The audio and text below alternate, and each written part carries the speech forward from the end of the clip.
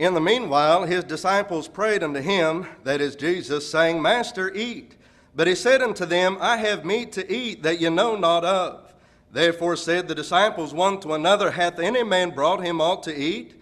And Jesus saith unto them, My meat is to do the will of him that sent me, and to finish his work. Say not ye, There are yet 4 months, and then cometh the harvest? Behold, I say unto you, Lift up your eyes, look on the fields, for they are already white unto harvest. As we look at our topic today, and we look at the words of Jesus, as Jesus went throughout the entirety of his ministry, he always found himself on the same mountaintop. He was always looking across the same fields. And every time he looked across those fields, it was always white unto harvest. As we look at our lesson this evening, this afternoon, coming to nearly the close of the lectureship, we've had all of these tremendous lessons that are all dealing with the scope of problems in the first century. And all of these problems dealt with a love issue with God, a love issue even more so with one another. They had problems that dealt with their desire to serve God in the capacity in which he designed for them to serve. But they had problems with looking at themselves more highly than others. They had problems not seeing the need that others had to be served by them. And in the midst of all of those things, those things went undone. When we look at our lives as Christians today, we're going to see how Paul is going to incite us into action to those very same words of the mind of Christ, to look over the fields every day of our lives, to consider ourselves on that same mountaintop every day of our lives, to look over that same field every day of our lives, and to realize that all of them are white unto harvest. They're ready to be harvested. The life of a Christian is not a life of complacency. The life of a Christian is not a spectator sport. If you came here this afternoon to sit back, to relax, and then just enjoy listening to somebody speak, you chose the wrong lecture. But if you came here this evening or this afternoon for your mind to be challenged, if you came here this afternoon to realize there is a deficiency in Christianity today, if you have come into this lecture buying into the concept of the theme of the entire week, that there are problems in the 21st century church that are the very same problems that the first century church faced, and the very same solutions that corrected those problems in the first century are the very same corrections that will fix them in the 21st century, then you're in the right place. As we look at the 16th chapter of the book of 1 Corinthians, we see Paul addressing the people with some problems that needed to be corrected. By the way, before I get started, did anyone else not realize that there are more than 4 verses in the 16th chapter of the book of Corinthians? When they said, I want you to preach on generosity and fraternity in the book of 1 Corinthians, 16th chapter, I said, where do you get that from? Give. Lay by and store on the first day of every week. I got to preach for 45 minutes on those 4 verses. Lo and behold, I opened up and there's more than 4 verses in chapter 16. As a matter of fact, there just so happens to be enough verses in chapter 16 that I went to Fairfield, Illinois, and I preached Sunday morning, Sunday evening, Monday evening, Tuesday evening, Wednesday evening, Thursday evening, Friday evening, all on chapter 16. I got up there and they said, we don't know how you're going to fill an entire week from one chapter. I got ready to leave. They said, I don't know how you're going to fit all that into one sermon. Well, my objective this afternoon is not to fit all that into one sermon. And my objective this afternoon is not to present to you a lecture. If you want to read a lecture, it's in the book. Read it. Andy said it was halfway decent. If you think he's wrong, take it out on him. He's the editor. But what I want to do is try to pick out some very important points from this chapter that have some very real application in our lives today as Christians. Today there are some things going wrong in the church, and they're the same problems that attack the church of the first century, and they need to be addressed. But brethren, we don't need new answers. We don't need new solutions. because the very same solutions that worked then will work today. The problem is we don't want Paul's solution and we don't want God's solution because they require expectations of us and sacrifices many times that we're not willing to make. When we look at Christianity, we're going to be talking here in a little bit about the fire and flame that burns inside the Christian, about that flame that is ignited in the soul and the heart and the very being of the one who has been converted, born again, risen to a new spiritual life in service to Christ. But we're going to look at what that bushel is that puts it out. And it's none other than fear. Fear that it might spur us to sacrifice more than we're willing to give. We don't face the persecution of the first century, brethren. No one's going to cut your head off if you profess Christ. No one is going to burn you at the stake. Nobody is going to drop you down into a pot of boiling water. But when we realize what true Christianity is about, there's some things we're going to have to give up. And there's some things that we're going to have to commit ourselves to. And there's a very serious question that will have to be answered by the end of this lecture by each and every one of us. And we have an invitation song picked out that's going to help you to decide what the answer to that question is going to be. If you have your Bibles with you, open them to 1 Corinthians chapter 16. As we begin, again, I say we're going to just touch and hit on a couple points in here that I think are very significant to the lives of Christians today. It begins by saying, now concerning the collection for the saints, as I have given order to the churches of Galatia, even so do ye. Upon the first day of the week, let every one of you lay by him in store, as God hath prospered him, that there be no gatherings when I come. We're going to hit this real quick. And as a visiting preacher at Hillview Terrace, I can say whatever I want about giving more money. You can't take it out on me. It's a blessing for a preacher to visit somewhere else and preach on giving.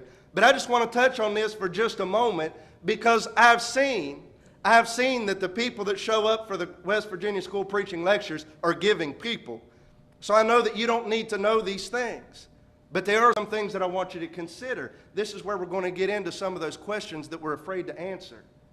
When it comes to giving, we look at this passage, and it says that on the first day of the week, let every one of you lay by him in store, as God hath prospered him. In the book, I went into a little bit more detail as what that meant. But ultimately, what Paul is saying, as God has led you down a goodly road, as he has provided you a prosperous journey, we want you to repay God for what he has done. What's the road that Paul's talking about? What's the goodly journey that he's referring to? It's your salvation, brethren.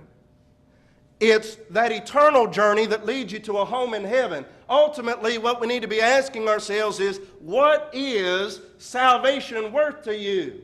Now, we don't like to hear questions like that, do we? What is your salvation worth to you? Put a dollar amount on it. What is your soul's salvation worth to you? Let me put it in an example. A little boy comes over to your house in the springtime. He says, I need some money. I want to start saving up some money. I'd like to take on some responsibility. I would like to cut your grass for you all summer. I'll do it every Thursday. What's it worth to you? And you say, I'll give you $35 a week to cut that grass. It's a big yard and he's got to push mow it. We'll give him $35. $35, it's worth it to cut my grass. What is it worth? What is your soul worth if you had to put a dollar amount on it? Is it worth $35 a week? I mean, I'd throw away $35 a week for someone to cut my grass. But would I put $35 a week into a collection plate? A study was done, a very interesting study, as a matter of fact. A study was done.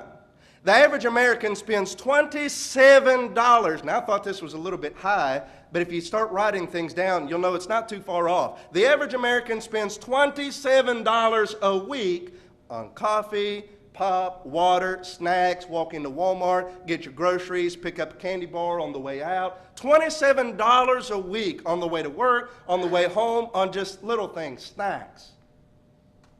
Now, I'm not saying take the $27. Take half of that. Take $10. I know that's not half. I'm not that bad in math. Take $10, though.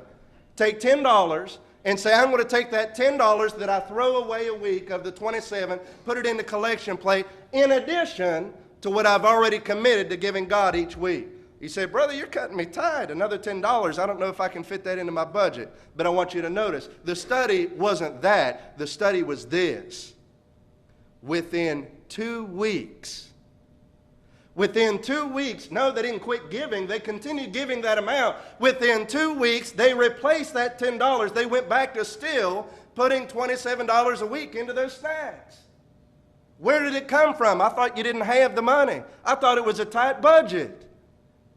I don't know, but when it comes to coffee at 5:30 in the morning, I'll find the money for it. When it comes to your soul salvation at 5:30 in the morning, will you find the money for it?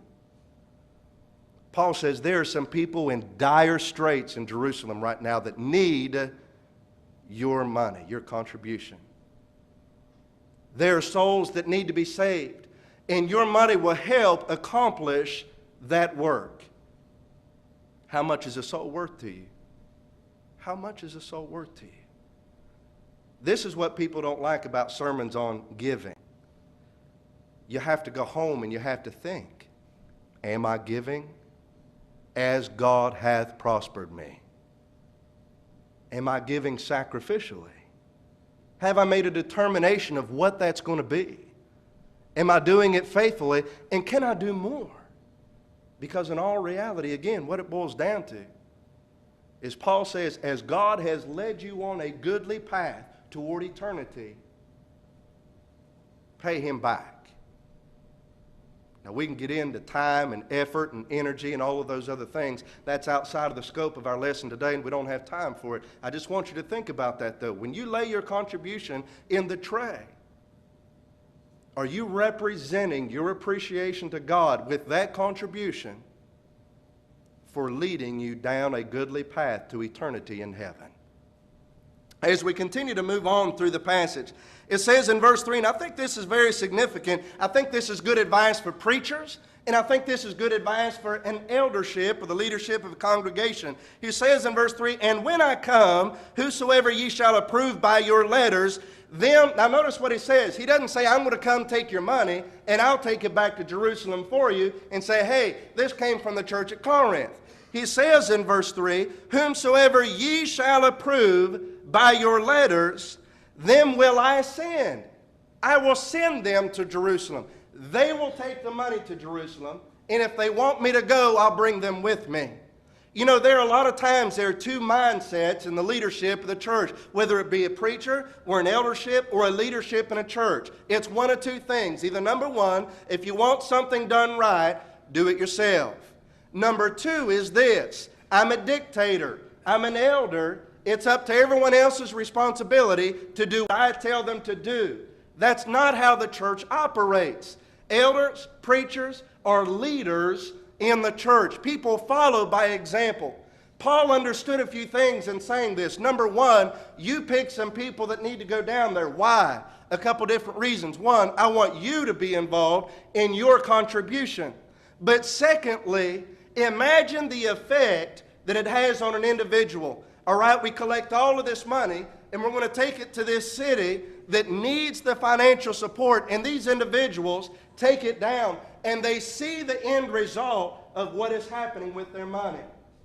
One of the gravest mistakes in the church as far as contribution is concerned, we want people to give more, but we don't give them a reason to. Let them see where the money is going, but make them a part of the work. Paul didn't say, I'll take care of that for you, it's on the way. He said, send your own people, and if they want to accompany me, they can come with me, and I'll go with them and take that down there. Brethren, we've got to get people involved in the church. The work of the church is not up to the preacher. The work of the church is not up to the elders. But elders and preachers need to be leaders. They need to say, this is what we want to do. This is how we want to accomplish it. Now come with us and let's do it together. Because the brethren will not be active if, number one, they do not have a leader. Sheep will not follow if there is no leader. Number two is this. If you take it upon yourself to do it yourself and they don't have an opportunity to be involved, they don't care. And we lose the congregation. As it continues on, and we drop down through the passage, he says, "Now I'll come to you when I shall pass through Macedonia, for I do pass through Macedonia." Verse 6, "And it may be that I will abide, yea, in winter with you, that ye might bring on my journey whithersoever I go. For I will not see you now by the way, but I trust to tarry a while if the Lord permit." Notice what he's saying. I'd really like to come stay with you for a while, but right now I don't have adequate time to do so. We understand why after this week, right? With all of the problems of the church, this wasn't going to be a weekend fix. Paul understood with a great deal of instruction, this was going to take time, patience, effort, diligence, long-suffering. He said, when I have the time to spend with you and tarry with you through all of this process, that's when I'm going to come. I hope that it'll be an encouragement to them. But notice what he says, and this is where we get into a next great point in this passage. "But I will tarry at Ephesus until Pentecost, for a great door and effectual is open unto me, and there are many adversaries." This is a powerful verse for a lot of different reasons. Number one, he says there is a great door. It's an enormous door, or maybe it's a lot of doors. The word also has the connotation that it is a powerful door. It also carries with it the connotation that it is a powerful thing, a blessing from God. Boy, that opens up a whole new series of lessons as far as personal evangelism, doesn't it? He says there is a great opportunity for me there. It is an effective opportunity, an opportunity in which there will yield results. But notice what he says about it. He's excited about this. Paul has something wrong with him. He says, I can't wait to get to Ephesus. There's a great opportunity filled with adversary. That's what he says. There is a great... Now, this is a man that's been shipwrecked. This is a man that's been stoned and left for dead. This is a man that's been beaten and run out of town. He said there is a great open door, effective work that can be done in Ephesus, and there are people waiting to kill me. I can't wait to get there. Notice the idea behind adversary is someone who stands against you. Notice Paul says these are the most effective types of doors. Does that make sense? That people that stand strongly against you can be the most effective opportunity for evangelistic work. Jesus said it did. Because in the book of Revelation, when Jesus was dealing with the churches, you remember he spoke of one of them that was neither hot nor cold, but they were lukewarm. Remember what he said about that church? I would that you were either hot or what? Or cold. What do you mean either hot or cold? Either saved or lost? You'd rather than be lost? No, that's not what he's saying. He's saying if you're hot, you're on fire for God, you're saved. He's saying if you're lukewarm, I spew you out of my mouth because you make me sick, you make me nauseous. But he says if you're cold, you can be converted. You see what Paul saw?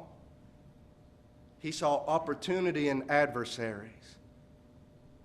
When's the last time that we looked at adversary, confrontation, as the most effective and powerful opportunity for evangelistic work? I don't remember. Because what we like to embrace is the easy work. We like to try to smooth somebody over and get them in the church and let them come for a year, 2 years, and after that maybe we'll think about sitting down. Since now they've heard the gospel for so long, maybe we'll have an in-home Bible study, but we don't want to bring up too much at once. We want to let them take their time, digest it easily, and hope that in the process of the 7 years that it takes for us to muster up the courage and talk to somebody that's already going to church, they might get baptized. But what about our children? What about our children? We don't preach the gospel to our children. We don't make them go to worship services. We don't teach them the importance and the priority of worship services over sports and over other extracurricular activities. because we don't want to force religious thought upon. We want them to grow up and make their own decision on whether or not they want to serve God. Isn't that the responsible thing to do? That's not what God said to do. If I remember right, God said don't give your kids the choice. That's what God said concerning the matter. In Deuteronomy chapter 6, it is recorded, now these are the commandments, the statutes, and the judgments, which the Lord your God commanded to teach you, that ye might do them in the land whither you go to possess it. Now notice what it says, that thou mightest fear the Lord thy God, to keep all of his statutes and commandments, which I command thee, thou, thy sons, and thy sons' sons, all the days of their life. Where is the option? Where do we get to choose whether or not you have a right of religious freedom in my home? You don't. And the problem is we're giving our children the opportunity to make that decision for themselves today. Let me drop down a few more verses. Hear, O Israel, the Lord our God is one Lord, and thou shalt love the Lord thy God with all thine heart, with all thine soul, with all thy mind. And these words which I command you this day shall be in your heart. What's he mean by in your heart? He means every aspect of your life is consumed in these words. So he goes on to say, as a result, thou shalt teach them. If it doesn't offend them, you should teach that to your children. And if you don't think that they're ready, wait a few more years. And if they really kick against it, I mean, after all, as teenagers, they need their freedom, they need their space. Just give them some time, they'll come around. And when all of that's said and done, if you have opportunity and there's some free time, ask them if they'll join you Sunday morning at worship services. Does that sound familiar to any of you? No, what he said is, thou shalt teach them diligently unto thy children, and shalt talk of them when thou sittest in thy house, when thou walkest by the way, when thou liest down, and when thou risest up, thou shalt bind them. Bind them. Do you know what that word means? To be bound, to be tied up. There is no freedom in binding. When you bind someone together, if you bind their hands together, they cannot move. They cannot free themselves. They are forced unto bondage. Bind them. Our children need bound, brethren. There's a reason why they're children.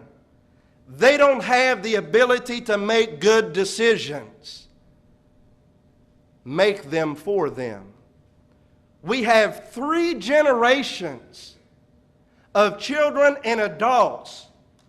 Adults that are asking themselves, why are my children not faithful members of the body of Christ? It's because Sunday morning, as soon as we finish communion, you're leaving church and taking them to ball practice. It's because Sunday evening, the basketball game went over a little bit late and you decided to skip Sunday evening services. It's because Wednesday there was band practice and they needed to be at band practice or they weren't allowed to perform at the game, so they skipped Wednesday evening Bible study. You tell me, when is there room to teach your children that God is a priority if He is not the priority? But we don't look at ourselves to blame for that, do we? Certainly there's another, it's the devil. The devil is so active today, so much more active than he was when I was a child. No, he's not. You want to know what the problem is? There's no adversary. That's the problem. Satan busted his tail in to destroy the Word of God. It never happened. He tried to persecute the Christians of the first century. He lit them up as torches, and they were still faithful. As we move on through history, they were beheaded. They were taken into Colosseums and fed to lions. They tried to destroy them. There were those throughout time that said, I'll destroy the Bible. I'll remove it from the face of the earth. It didn't work. Satan had exhausted himself in destroying Christianity. So he took a step back and said, I'm not going to do anything. And it worked. It worked. How many of you would lose your job? I'm talking about get fired right now if you mention Christ in the workplace. But there is an unspoken law, right, that you can't talk about religion or politics in workplace, and we follow it. How many of us sit down still yet and have Bible studies in our homes for our children? Not yet. It's not a law yet. Oh, there have been some that have been tried for taking a Bible to school or praying or teaching somebody about the gospel. But we're not going to jail yet over it. There's no persecution. There's no adversary. And Satan figured something out. You'll fall by the wayside without one. And he doesn't have to do a thing. Because as Christians, we're striving so hard to be like the rest of the world that we're losing ourselves. Somebody said yesterday morning, I don't remember who said it in their lecture, the church won't be destroyed from the outside. It'll implode. It is. Right now, it's imploding. Do you not see a generation gap here this evening? Look around. Go ahead. Don't look at me. Look around. Do you not see a generation gap? I'm not talking about one. I'm talking about 3 generations. They're gone. They're not here. Go to Friday night sing. They're not there. They're not here. They're not at gospel meetings. They're not at services on Wednesday night. They're not at services on Sunday night. Why not? Because it is more important that our children fit in the world. It's more important that our teenage daughters wear exotic lingerie to the prom, into a dark atmosphere in which they play music that is sexually oriented, and she is embraced by a boy that has the same intentions, and for some reason we lie to ourselves and say, well, it's not like anything's going to happen. That stuff doesn't really go on. Seriously. We're more determined that our kids are not made fun of because they don't show up to ball practice on Wednesday night. We're more concerned that our kids might be made fun of if they have to leave the game early Sunday afternoon to get to services. We're more concerned about how it may affect our children to not be of the world. And therefore we allow them to become part of the world. And we don't understand why we have 3 generations missing in this building. We don't understand why the attendance is falling and churches are closing their doors. It's because of this, brethren. There's an adversary. Go home and look in the mirror, and you will have found it. Complacency is destroying the church. Refusing to raise our children with a God-like and a Christ-like priority is destroying the church. We have opportunity for the greatest evangelistic work in our home. It's not happening. Why? Because we'll be put to death if we don't? No, because nothing will happen if we don't. Do you see where I'm coming from now? Satan's greatest advantage over us is that he's going to leave us alone. And it's worked. And people are falling out of the church by the thousands. And we don't know what to do. Oh, we know what to do. Vote. Vote in this next election. If we can get a godly president, a Christian president in office, it'll change everything. Didn't you realize that? If we can get a Christian president in office, do you remember what it looked like when Christianity became a state government religion? Do you remember what happened when that went around? Still yet, we continue to pray that we'll have a Christian president. While you're praying that you might one day get a Christian president and you're waiting for that day to get active, I hope that the few of us that still care can save your children's souls before they go to hell for all eternity. Brethren, we're looking for everyone else to do our work, and we're not doing it ourselves. Paul said, I see adversary, and I can't wait to get there, because in adversary, I will find souls that can be saved. And that's the attitude that we need to have. We need to see adversary. We need to go out and find souls that need saved. We've got to reach them, brethren. And the only way that we can do that is to get up off of our pews and do it every single day. Moving on very quickly in the time that we have left. As we drop down, I want to drop down a few more passages or a few more verses. Verse 13, watch ye, stand fast in the faith, quit ye like men, be strong, let all your things be done with love. I think it's very important in the church today that we understand all things be done in love. But do you know you can rebuke with love? We do realize that we can still rebuke and teach with love, right? See, there's a bridge, a gap somewhere that happened where we said either you're a member of the body of Christ or you're going to go to hell. And then we just went to the complete opposite side and said, well, everybody's going to heaven. But we know that's not true. But we're not doing anything to fix it.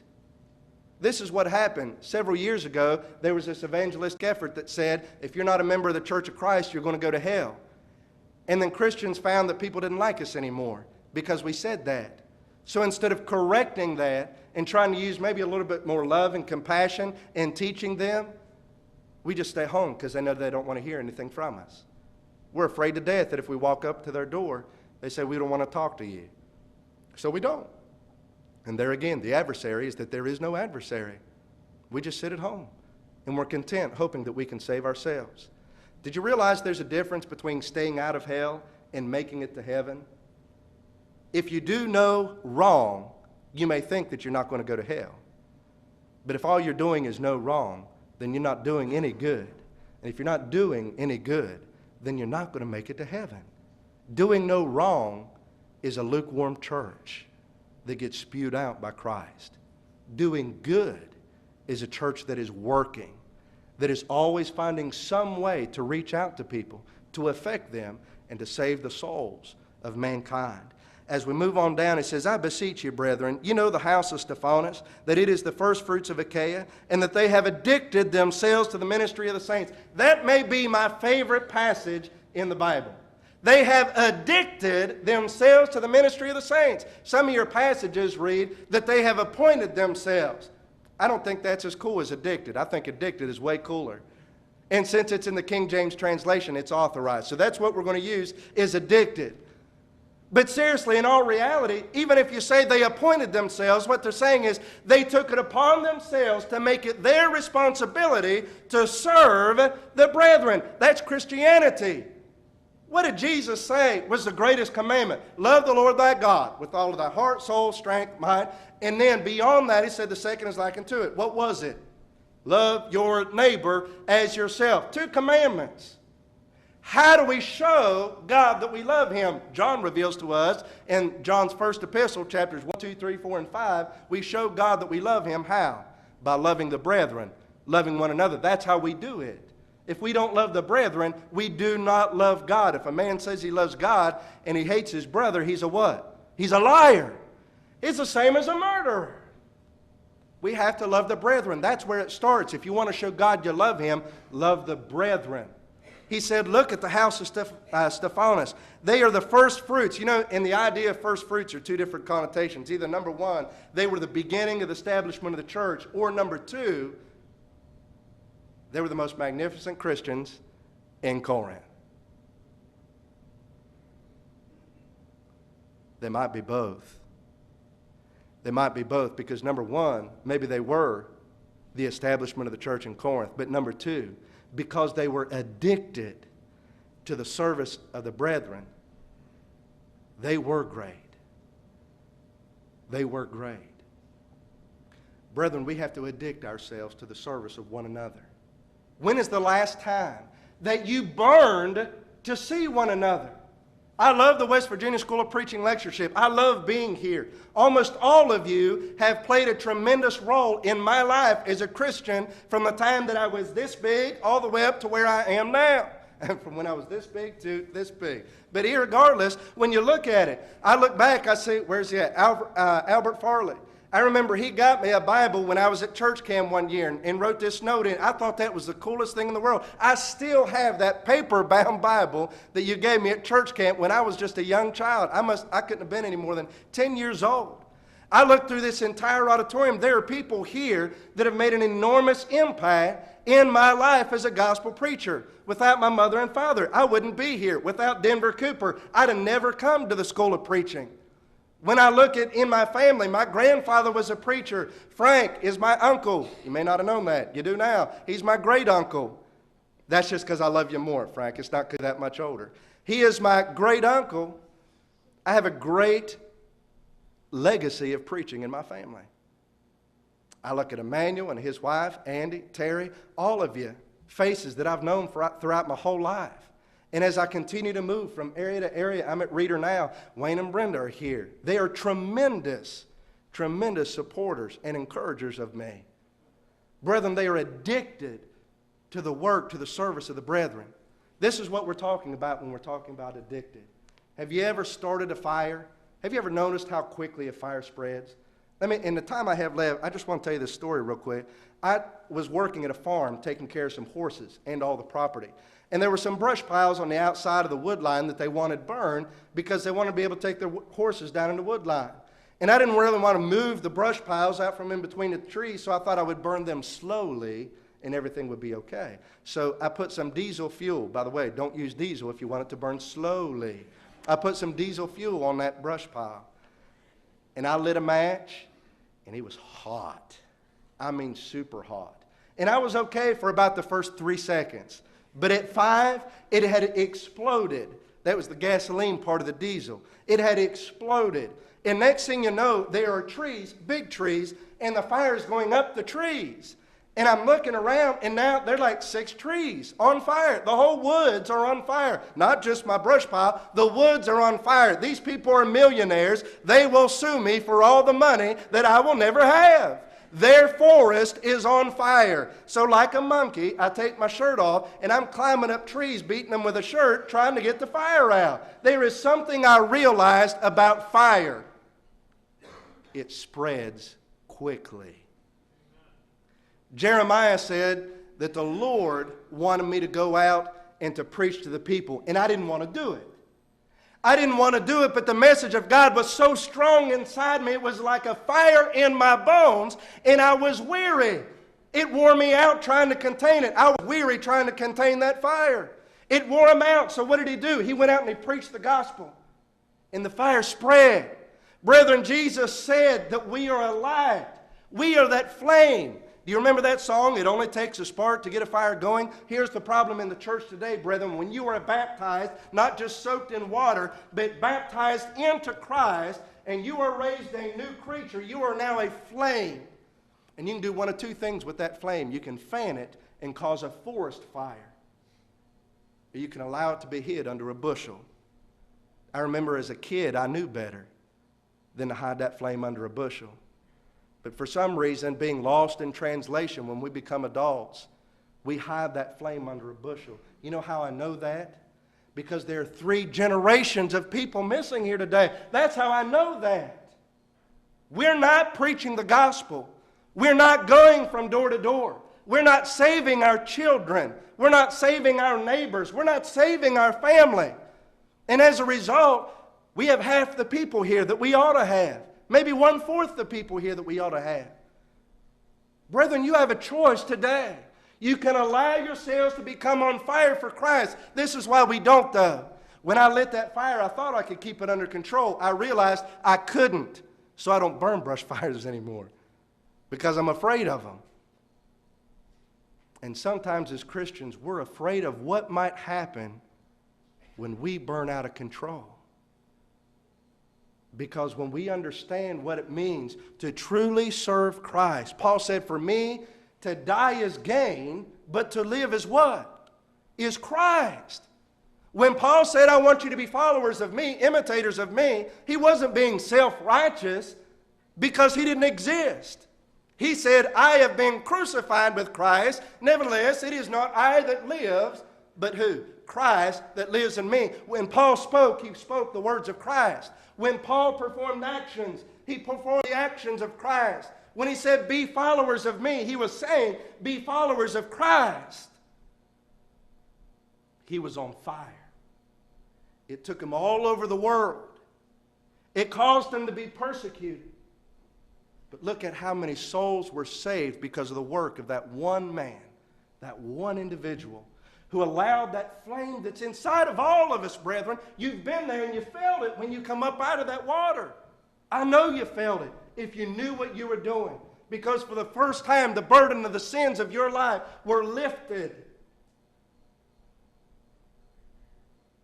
The flame's there. Do you fan the flame? Or do you hide it under a bushel? Very quickly, I want to go over one thing and leave you with a story. What do I have? 2 minutes? I think about 2 minutes. Struggling here, okay.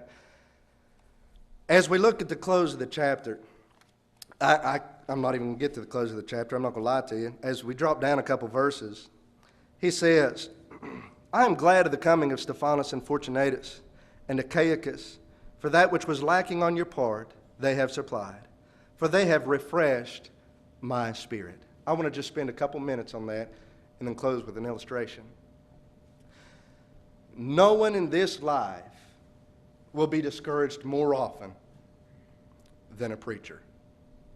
I'm not saying it because I'm a preacher, and I'm not saying it because I want sympathy. I'm saying it because of this.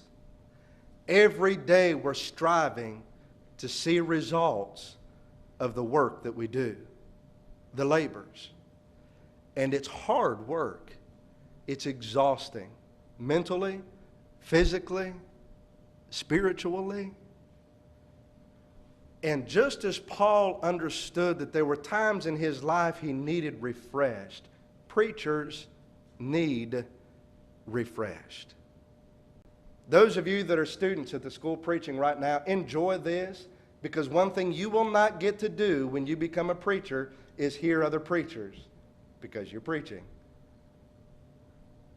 except for opportunities like this. But you will be beat down on a daily basis. You will be discouraged with leadership troubles. You will be discouraged with trying to get membership to be active. You will be discouraged when numbers are not where you think they ought to be. You will be discouraged when people aren't being baptized the way that they ought to be. You will be discouraged when you just can't muster up the Bible studies like you really thought you envisioned you were going to be able to have. And sometimes you just need refreshed.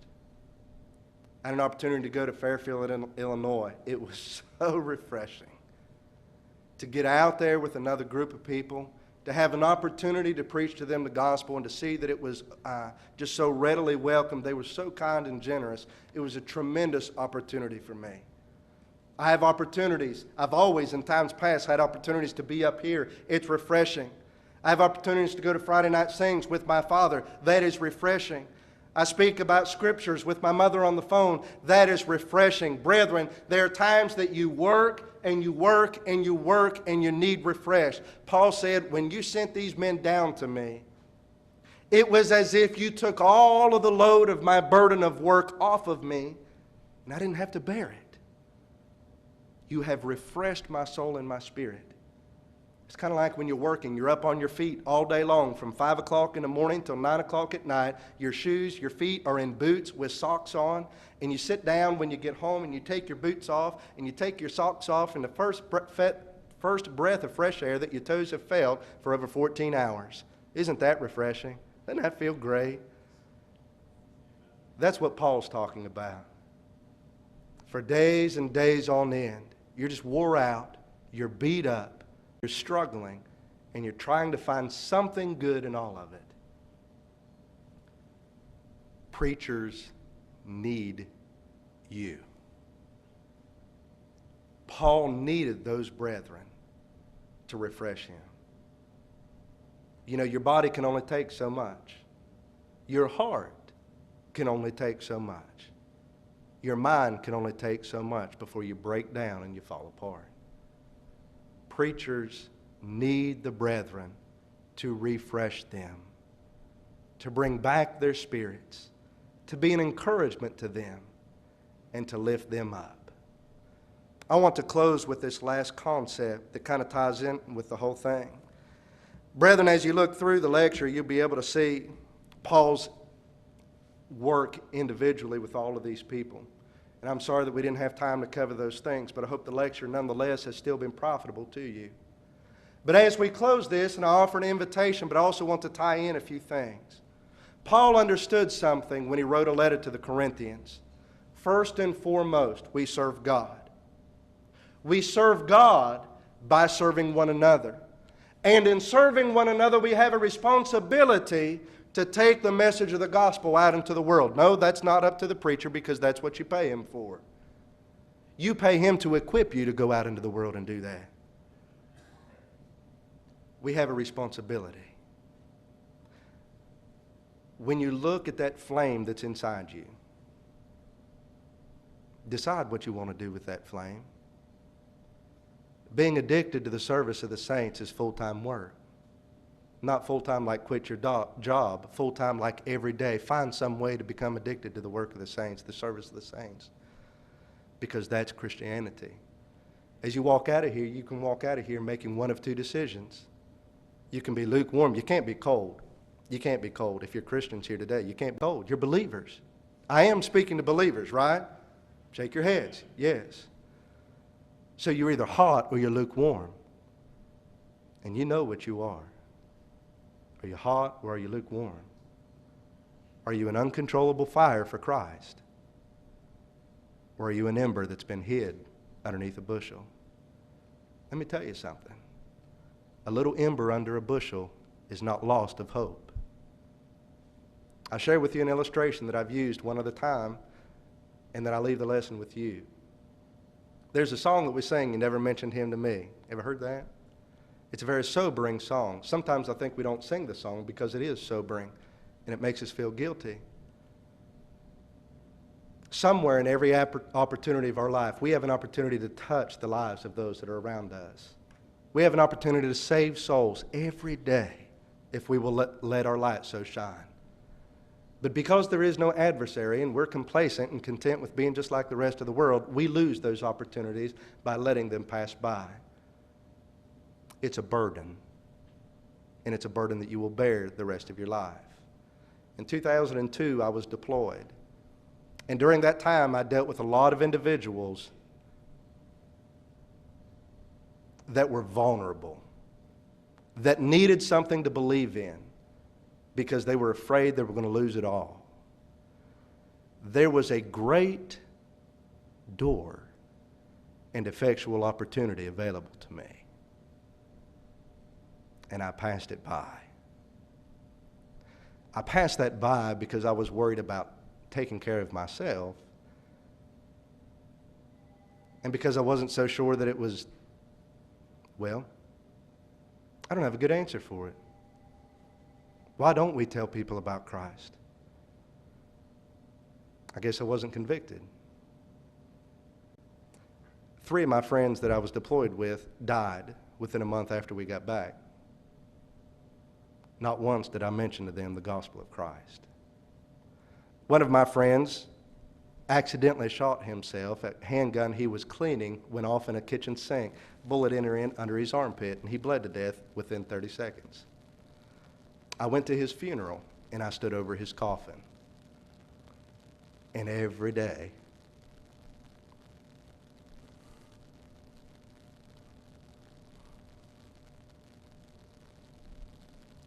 haunted by the words, "You never mentioned him to me."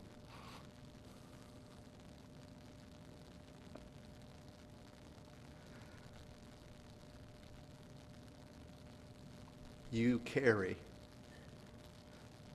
those burdens forever. You don't get to let them go. There's not a season of refreshing for souls that are not saved because you don't have the courage to let your light so shine. So because of this man, 7 years ago, I decided that every day I would make up for that. Because of the support of all of you for the last 7 years, every day I decided I would make up for that. And I refuse to hide that light under a bushel again. I refuse to stand over one more coffin and be haunted by those words, "You never mentioned him to me." You have a decision right now. We're going to sing a song, and God is going to search your hearts. I pray that you search your hearts as well. It's time that we apply a first century solution to a 21st century problem. It's time for us to stand up and fight. It's time for us to be the Christians we ought to be. It's time for us to quit waiting for a president to bring Christianity back to a country and start with our children and save them for the love of God. Save your children. Save your neighbors and your best friends. Save your families. Save the church. Save souls. Brethren, right now you are all standing on the same mountaintop looking over the same field. But what do you see? Do you see, wait 4 more months and it'll be ready? Or do you see that it's white and ready for harvest? The choice is a choice that you have to make right now, for every day, for the rest of your life. We don't want to close this lecture without offering an invitation to any who might be here and outside of Christ. I know these opportunities don't really lend themselves to those that are outside of Christ, but if you are here this evening and outside of Christ, by no means have the faithful brethren that have preached throughout this entire week shunned to reveal the faithful gospel of Christ. If you're here and you believe in God and Christ Jesus as His Son, then put Him on as your Savior. Allow that flame to burn within you uncontrollably and live a faithful life in service to God. But if you're here this afternoon, brethren, and you find yourself in a place of lukewarm, you're in no greater condition than somebody that's outside of the body of Christ. As a matter of fact, you're in worse condition because you sit there and you think that you're okay. And you think that you've earned your way to heaven. And God will give you what you deserve on Judgment Day. Lo and behold, it might not be what we expect. If you're here this evening and you need to make some changes in your life, if you're here this evening and you need to make a light shine, if you're here this evening and a light that you've been hiding under a bushel needs to be fanned and a flame needs to be ignited so that you may burn out of control, then you make that decision to do so today. If you have a need outside of that that requires the prayers and the encouragement of the church, examine your soul, your heart, and respond in the invitation the way you see fit as we stand and sing.